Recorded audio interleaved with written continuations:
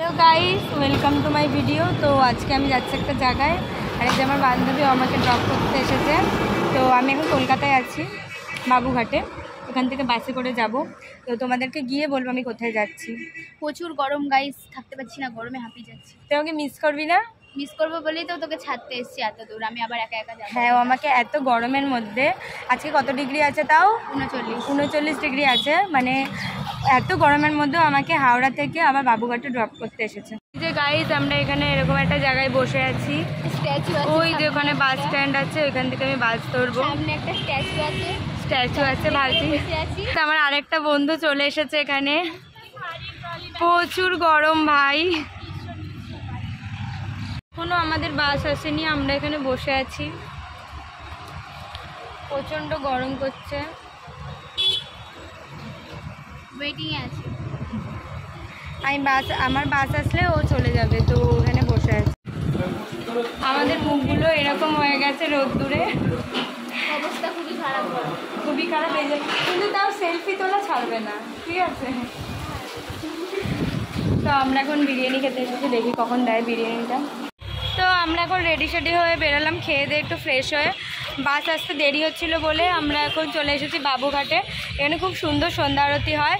তো আরতি দেখার পরে আমরা ট্রেনে করে আবার যাব যেখানে যাচ্ছি। তো তোমরা ব্লগটা প্লিজ দেখবে। থেকে দেখাচ্ছে এখানে কতটা ভিড় হয়েছে। আমরা বসার জায়গা ফাঁকা পাইনি, এখানে দাঁড়িয়ে আছি, সবাই মিলে যে ফোনে কথা বলছে, আর একজন এই যে চলে এসেছে পেছনে। দেখি গাইস, তোমাদেরকেও দেখানোর চেষ্টা করব। এরকম ভিড় হয়েছে, আর এখানে এরকম ডেলি ভিড় হয়। বাট আমি ফার্স্ট টাইম দেখছি। গাইস, তোমরাও সেই দৃশ্যটাকে খুব ভালো করে এনজয় করতে পারো।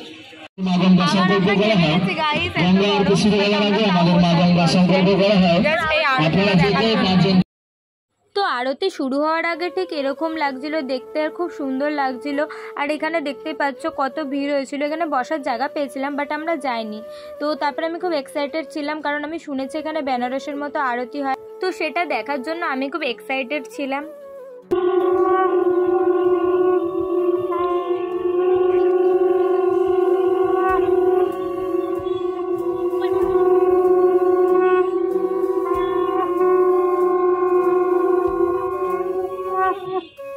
তো এই যে দেখো তোমরা, এখানে কত সুন্দর লাগছে। আর পেছনের ব্যাকগ্রাউন্ডটা আমার খুব পছন্দ হয়েছিল।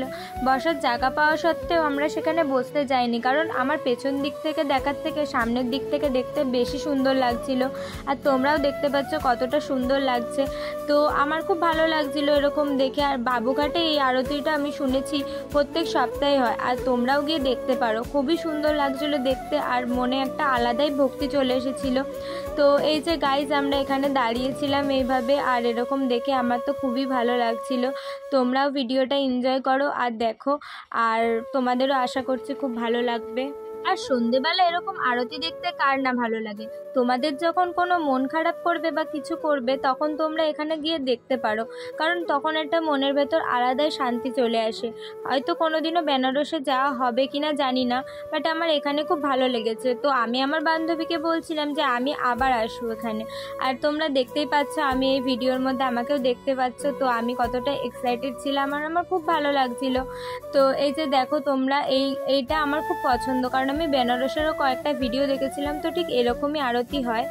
আর আমার তো খুব ভালো লেগেছে, তোমরাও বলো কেমন লেগেছে। তো আমাদের এখন আরতি দেখা কমপ্লিট হলো, আর প্রচুর গরম করছিল। তো আমরা এখানে হাঁটতে হাঁটতে চলে এসেছি এরকম একটা জায়গায়। তো এরপর আমরা যাচ্ছি, তোমরা কন্টিনিউ দেখতে থাকো ভিডিওটা। আমি বলবো তোমাদের কোথায় যাচ্ছি, বাট তার জন্য তোমাদের ভিডিওটা এন্ড অবধি দেখতে হবে। তো গাইস, ও ব্যাগ নিয়ে আগে আগে চলে যাচ্ছে, আর আমি এখানে এই যে পিছে পিছে যাচ্ছি। বাবুঘাটের পাশের এই জায়গাটা আমার খুব সুন্দর লেগেছে, এই ব্রিজটা। তো ফাইনালি আমার যেখানে আসার মেন উদ্দেশ্য ছিল, আমি সেখানেই চলে এসেছি। রাজগীর স্টেশন হচ্ছে এটা। আর দেখতেই পাচ্ছ আমার ঘুমে মুখটার কি অবস্থা। আর সকালের সূর্যের আলোটা দেখে তো মনটা জাস্ট ভরে গেছিলো। তো গাইজ, তোমরা পরের ভিডিওটা দেখো, কিন্তু নেক্সট পার্টে আমি তোমাদের দেখাবো রাজগীরে আমি কেমন করে ঘুরলাম, কি কি করলাম। তো এইভাবেই আমার পাশে থেকো, আর আমার চ্যানেলটা প্লিজ সাবস্ক্রাইব করে দিও।